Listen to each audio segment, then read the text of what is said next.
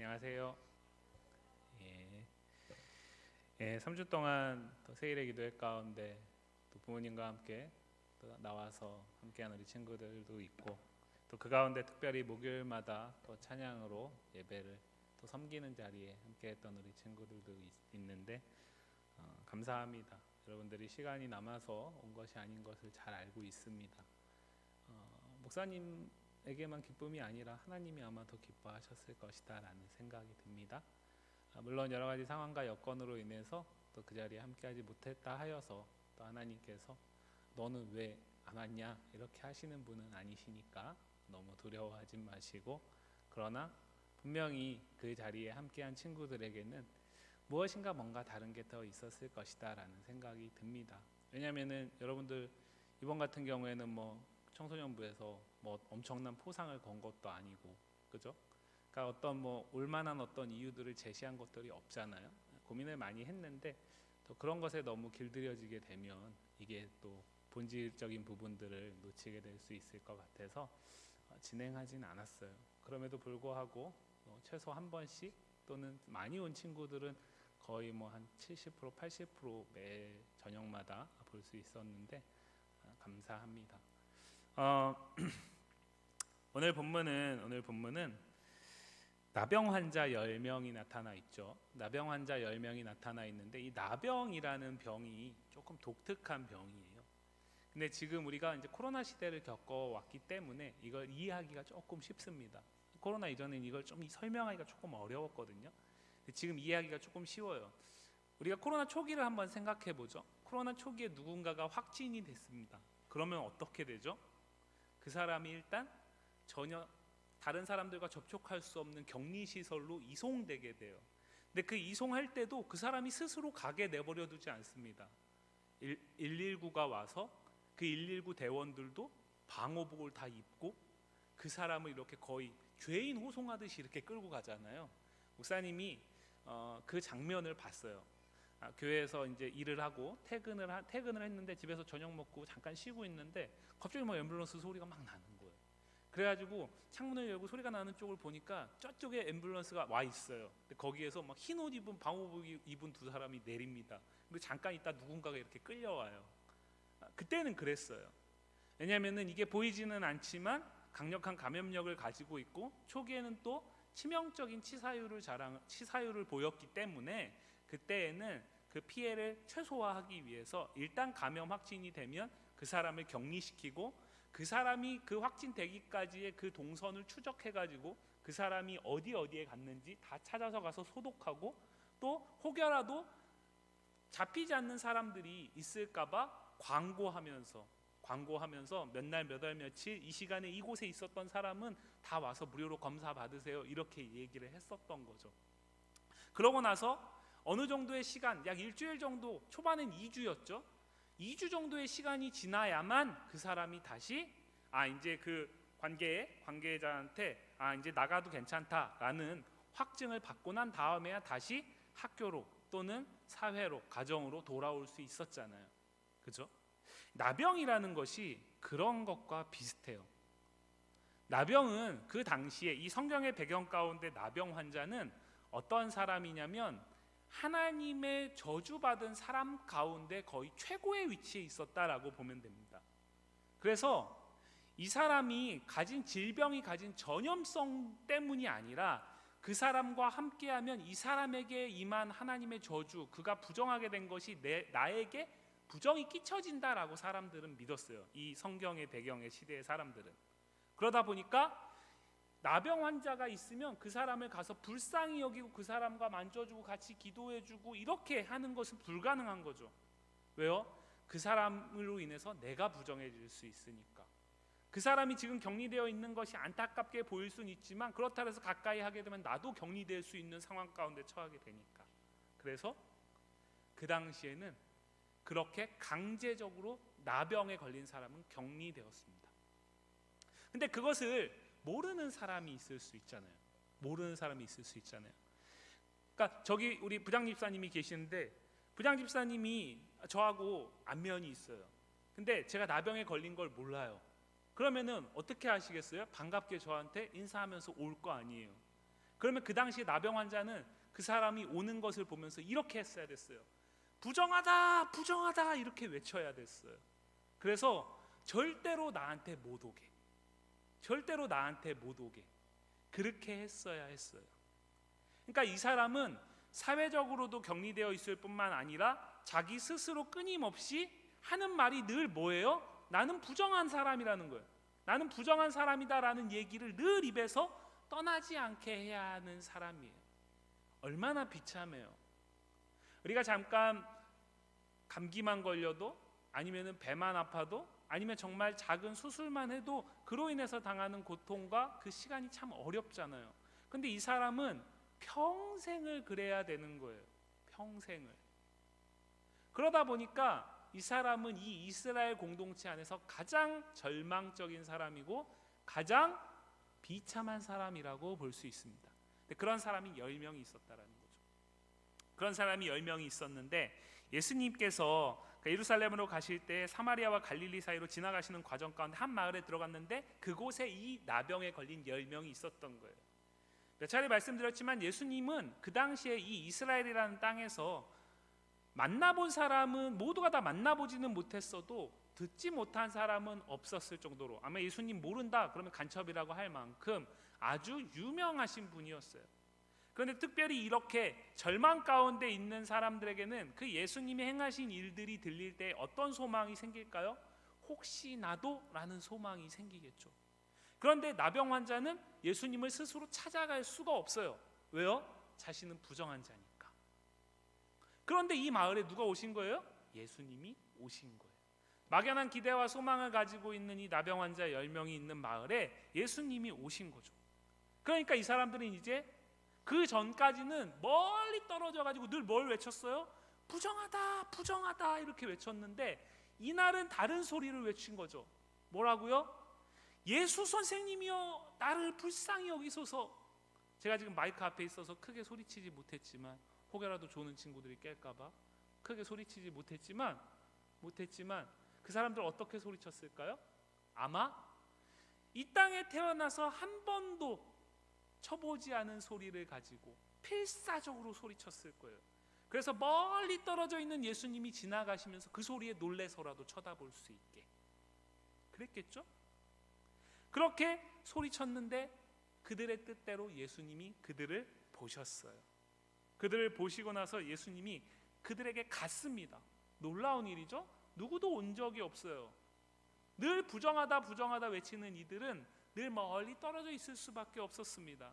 그런데 이날의 이 외침 가운데 예수님은 들으시고 이들에게 가셨어요. 그리고 뭐라고 말하죠? 제사장들에게 너희 몸을 보이라 라고 얘기를 해요. 이걸 이해하려면 구약 성경에 이 나병과 관계되어 있는 하나님이 말씀하신 그 규칙이 있는데, 그게 뭐냐면 나병 환자들은 자신이 나병이 나았는지 그렇지 않은지 그것을 확인하는 역할을, 확인하는 사람을 제사장에게 찾아가 가지고 자기 몸을 보임으로써 제사장이 야 너 이제 더 이상 나병이 아니다 라고 얘기하면 나 더 이상 부정한 사람이 아닌 거예요. 그래서 이스라엘 공동체 안에 들어올 수 있었어요. 격리가 끝날 수 있었어요. 그런데 자신이 나았다라고 생각하지만 여전히 제사장이 보기에는 그렇지 않으면 그 사람은 절대로 들어올 수가 없었어요. 공동체 안에. 그 얘기를 하는 거죠. 근데 이 배경에 있는 이 나병 환자들은 그걸 너무나 잘 알고 있거든요. 그러니까 제사장들에게로 가서 내 몸을 보이라 라고 얘기하는 이 말을 듣고 그들이 갑니다. 그런데 놀랍게도 성경 14절 말씀을 보시면 그들이 가다가 깨끗함을 받았다라고 얘기를 하고 있죠. 당연히 제사장에게 가서 보였을 것이고 제사장은 보고서 깨끗해졌으니까 이제 나병이 나았다라고 선언을 했겠죠. 제사장의 선언을 통해서 나은 것이 아니라 예수님이 그들의 말을 들으시고 그들에게 치료의 은혜를 베푸셨기 때문에 나은 거예요. 그들이 막연한 깊은 절망 속에서 막연한 기대, 막연한 소망을 품고 예수님이 오셨다라는 소식을 듣고 외쳤던 그 소리는 그에 합당한 결과를 얻었습니다. 그런데 오늘 본문의 핵심은 거기에 있지 않아요. 이 10사람 가운데 한 사람은 거기에서 머물지 않고 더하여 무엇인가를 하고 있습니다. 그리고 놀랍게도 그 사람은 유대인이 아닌 누구예요? 사마리아인이에요. 사마리아인은 누구죠? 우리가 지난주에 봤던 선한 사마리아인 기억하시죠? 사마리아인은 하나님께 저주받아서 버림받아서 혼혈민족이 된 자들이에요. 그래서 짐승만도 못하고 개처럼 여기는 자들이에요, 유대인들이. 그런데 그 사람이 놀라운 행동을 하고 있어요. 어떻게 하고 있죠? 그 사람이 가다가 나은 것을 봤습니다.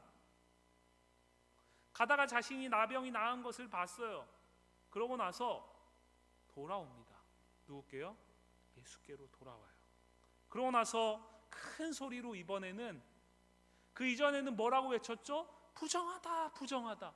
그리고 이날에는요, 조금 전에는요, 예수 선생님이여 나를 불쌍히 여기소서. 그리고 이 돌아온 이 사마리아인은 뭐라고 외치냐면, 예수님께, 자신을 치료해 주신 예수님께 자신이 할 수 있는 모든 영광과 모든 감사로 외치고 있어요. 예배하는 겁니다. 찬송과 감사로 예수님께 나아가고 있어요. 자, 10명이 있습니다. 10명이 있는데 9명은 오지 않아요. 그런데 이 사마리아 사람 한 사람만 왔어요. 예수님도 의아했던 거죠. 뭐라고 얘기합니까? 17절 말씀 볼까요? 예수께서 대답하여 이르시되 10사람이 다 깨끗함을 받지 아니하였느냐? 그 9은 어디 있느냐? 예수님이 몰라서 물었을까요? 예수님 다 아시죠? 예수님은 하나님이시니까. 그죠? 다 아십니다. 그럼에도 불구하고 예수님은 지금 묻고 있어요. 그 9이 있지 않은 온 한 사람, 오지 않은 9에서 빠진 지금 와 있는 한 사람이 있는 이 상황 속에서 예수님은 묻고 있어요. 다 깨끗함을 받았는데 왜 그 중에 9은 어디 갔고 너만 와 있느냐라는 거죠. 이거는 책망이 아닙니다. 너에게는 특별한 무엇인가가 있다라는 거죠. 10사람은 예수님을 만나기 이전에 그날에 예수님께 예수 선생이여 나를 불쌍히 여겨주소서라고 외치기 이전에 이 10사람은 동일하게 예수님을 기다렸어요. 그죠? 왜 기다렸죠? 나병이 낫기를 원해서요. 혹여라도 나병이 나을 수 있을까, 그 막연한 작은 기대를 가지고 기다렸어요. 그런데 예수님은 그 기대를 채워주셨어요. 9명에게는 이제 더 이상 예수님과 볼 일이 없는 거예요. 왜요? 내 문제가 해결됐으니까요. 내 문제가 해결됐어요. 그러니까 더 이상 볼 일이 없어요. 여러분들, 램프의 요정 지니를 아시죠? 램프의 요정 지니는 언제 비로소 필요합니까? 항상 필요하지 않아요. 그 지니를 통해서 내가 필요한 무엇인가가 있을 때 내가 문질러서 끄집어내는 거예요. 그죠? 그래서 그때 내 필요를 얘기하고 그 필요를 채워주면 그 다음엔 다시 봉인 상태. 그렇죠? 언제나 나와 함께 하지 않습니다. 왜요? 주인이 나니까요. 주인이 나니까요.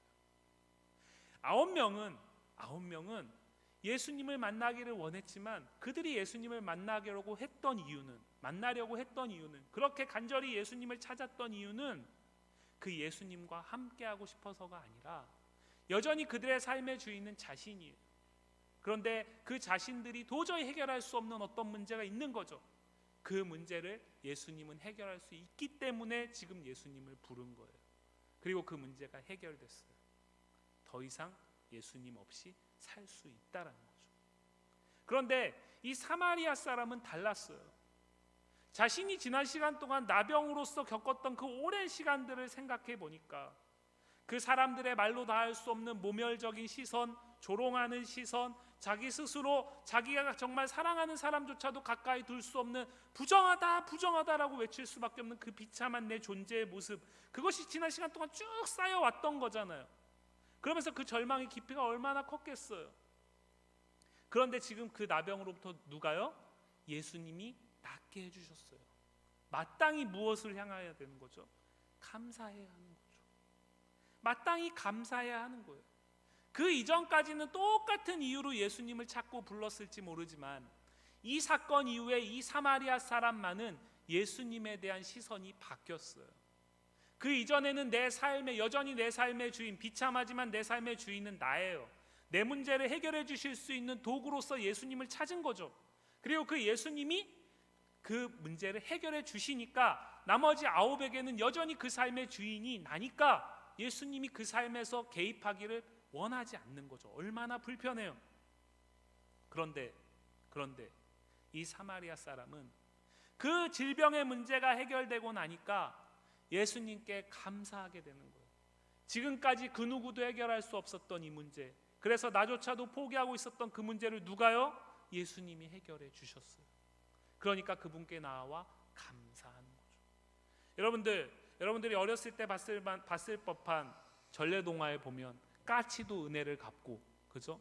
제비도 자기 다리 부러진 그 다리를 흥부가 싸매주니까 은혜를 갚아서 갖다 물어주잖아요. 그죠? 은혜를 받으면 거기에 감사하는 게 당연한 거예요. 그죠? 그런데 이 사마리아 사람은 그러한 기대를, 그러한 자기의 마땅한 감사를 가지고 예수님 앞에 나아온 거예요. 그런데 예수님은 이 사람에게 놀라운 은혜를 더하고 있어요. 아니, 사실은 이 사람에게 나병이 낫는 것보다 훨씬 더 큰 은혜를 더하고 있어요. 그게 뭘까요? 19절 말씀 보겠습니다. 19절 말씀 같이 한번 읽어볼까요? 그에게 이르시되,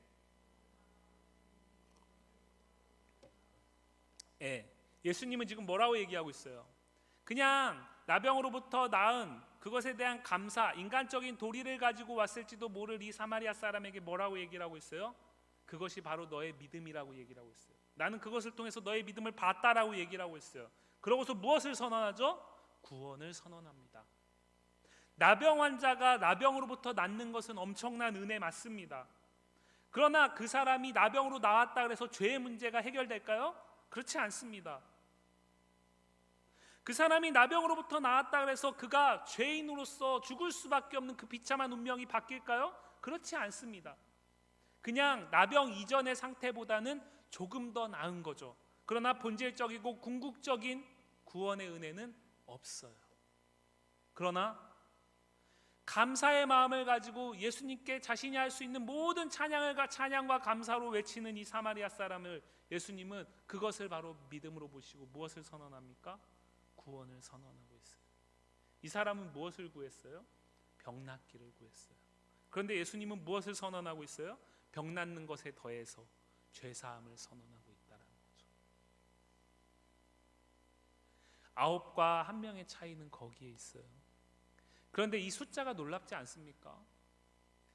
은혜를 받으면 감사하는 게 당연한 것인데 비율적으로 봤을 때 10명 중에 90%는 감사하지 않습니다. 10%만 감사하고 있어요.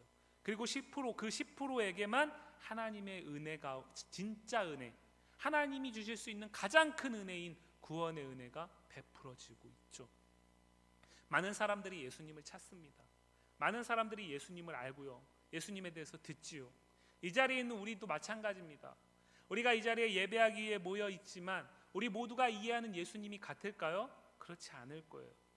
누군가는 예수님이 자신에게 정말 인생의 전부를 바쳐도 나가 가진 모든 걸 다 드려도 아깝지 않은 예수님이 있을 수 있어요.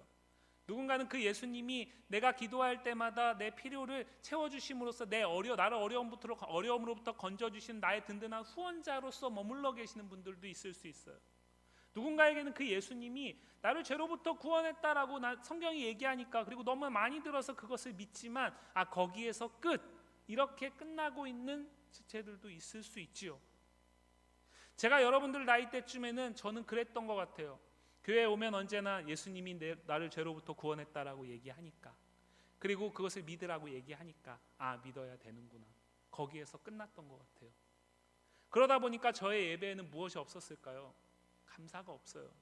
저의 예배에는 무엇이 없을까요? 기쁨이 없습니다. 왜요? 그 죄사함이 얼마나 큰 은혜인지를 모르니까요. 그 죄사함이 얼마나 큰 은혜인지를 모르니까 구원의 감격이 없으니까 기쁨이 없는 거죠. 예배 자리에 와 있지만 전혀 기쁘지 않아요. 감사하지 않습니다. 왜 그럴까요?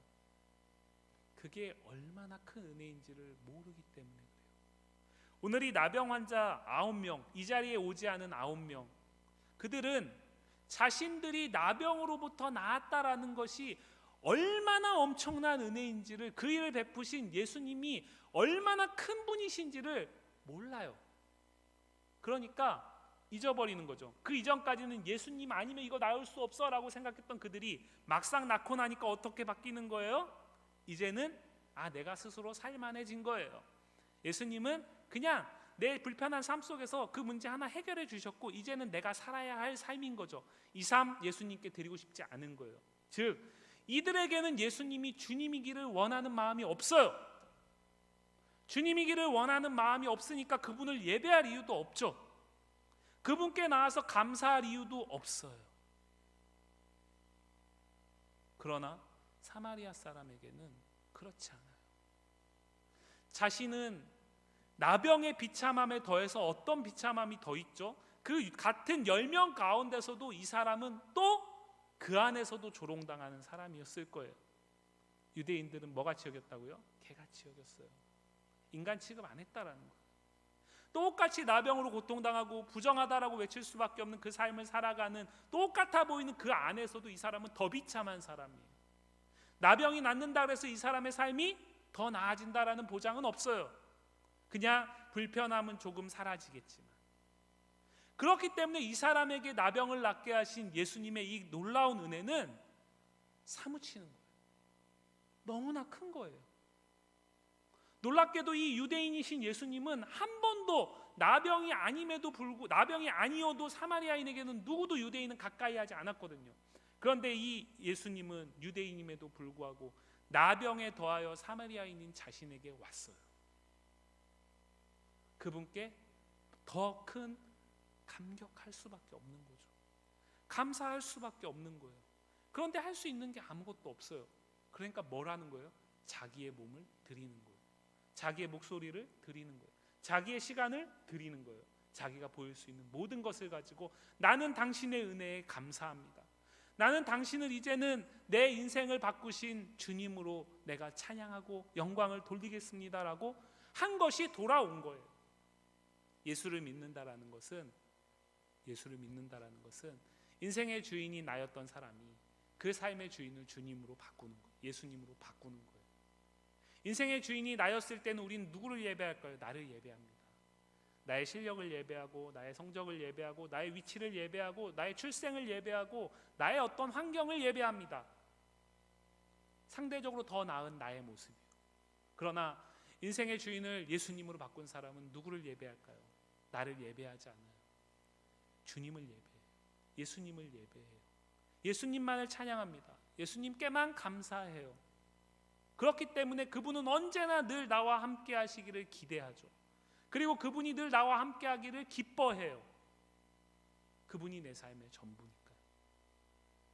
그래서 사도 바울은 살아도 죽어도 예수를 믿는 사람은 그 예수님 때문에 살고 죽는 것이기 때문에 다 복되다라는 얘기를 하는 겁니다.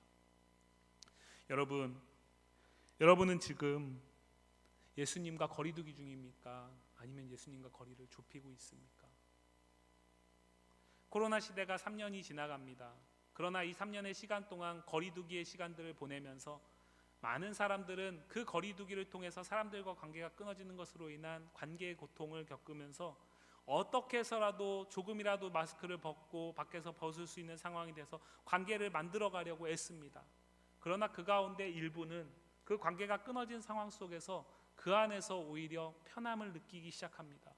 특별히 적지 않은 예수를 믿는 사람들이, 적지 않은 그리스도인들이 거리두기를 통해서 홀로 예배하는, 영상으로 예배하는 그 시간을 오랫동안 가져가면서 잔다고 잔소리 듣지 않죠. 예배 시간 집중하지 않는다고 잔소리 누구도 하지 않잖아요.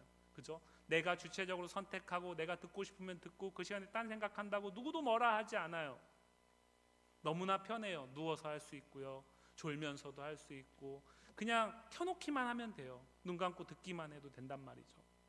그러한 시간들이 오래 가면서 자신이 주님과 거리두기를 하고 있는 이 시간이 지속되기를 원하는 사람들이 적지 않이 있습니다. 우리는 돌아봐야 돼요. 나는 지금 돌아온 그 한 사람의 모습을 갖고 있는지, 아니면 놀라운 은혜를 받았지만 그 은혜가 얼마나 큰 것인지를 절절히 알지 못해서, 아니 알고 싶지 않아서 나는 그 주님을 찾지 않고 여전히 거리두기 중인, 아니 오히려 거리를 더 벌려가고 있는 돌아오지 않은 아홉과 같은지 우리는 돌아봐야 돼요. 참 감사한 것은 주님은 그럼에도 불구하고 우리를 당신의 몸을 던져서 구원하셨기 때문에 우리가 아무리 거리두기를 하려고 애쓴다 해도 결코 주님은 그 거리가 벌어지는 걸 용납하지 않아요. 끊임없이 우리를 말씀을 통해서, 예배를 통해서, 또 안의 교제함을 통해서 그 거리를 좁혀가기를 원하세요. 그리고 그 거리를 좁혀가면서 주님의 주님 되심을 우리가 알아가고, 그래서 그분께 돌아와서 그분께 감사하고 그분께만 드릴 수 있는 찬양으로 예배하기를 원하시고 그렇게 빚어 가신다라는 겁니다. 바라기는 우리의 모습을 정직하게 돌아볼 수 있기를 바라요. 저는 제가 여러분들 때 그렇지 않았기 때문에 여러분들이 와서 예배하는 모습 가운데 즐거움과 기쁨이 쉽지 않다라는 것을 마음으로는 이해해요. 그러나 제가 그러했던 시간들이 있기 때문에 지금 여러분들이 주일날 아침에 이 이른 시간 나와서 예배한 가운데 그 마음 가운데 기쁨이 없고 그 마음 가운데 감사가 부족하고 그래서 늘 어둡고 침체되어 있는 우리의 예배가 너무나 안타까워요. 바라기는 우리의 예배가 마땅히 우리의 주님 되시는 주님이 받으시는 기쁨과 감사가 함께하는 예배가 되기를 원합니다. 우리의 찬양이 우리의 온 목소리를 다해서 나의 주님을 찬양하는 찬양이 되길 원하고요. 우리의 모든 기도가 정말 나에게 은혜 베푸신 그 주님을 향한 간절함이 뚝뚝 묻어나는 기도가 되기를 원해요. 제가 그러하지 못했기 때문에, 교회는 다녔지만 제가 그러하지 못했기 때문에 제가 섬기는 여러분들은 이 시간을 그렇게 예배하기를 간절히 원해요. 제가 그렇지 못해서 저는 예수님을 만날 때까지 20대 후반이 될 때까지 교회는 다녔지만 예수님을 제대로 믿지 않았어요. 예배의 기쁨은 전혀 없었습니다. 그러나 하나님 그런 자격 없는 저를 이 자리에 세우셨잖아요. 제가 그게 얼마나 비참한 걸 알기 때문에 저와 함께하는 여러분들은 정말 기쁨으로 여러분들이 유치부 때, 여러분들이 초등학교 저학년 때 그렇게 몸과 마음과 목소리를 다해서 찬양하고 예배했던 그 예배가 우리 안에 시작될 수 있기를 간절히 원해요. 우리의 예배가 그렇게 돌아온 한 사람이 마땅히 드리는 온전한 예배로 주님의 주님 되심을 찬양하는 예배가 되기를 간절히 소망합니다. 기도하겠습니다.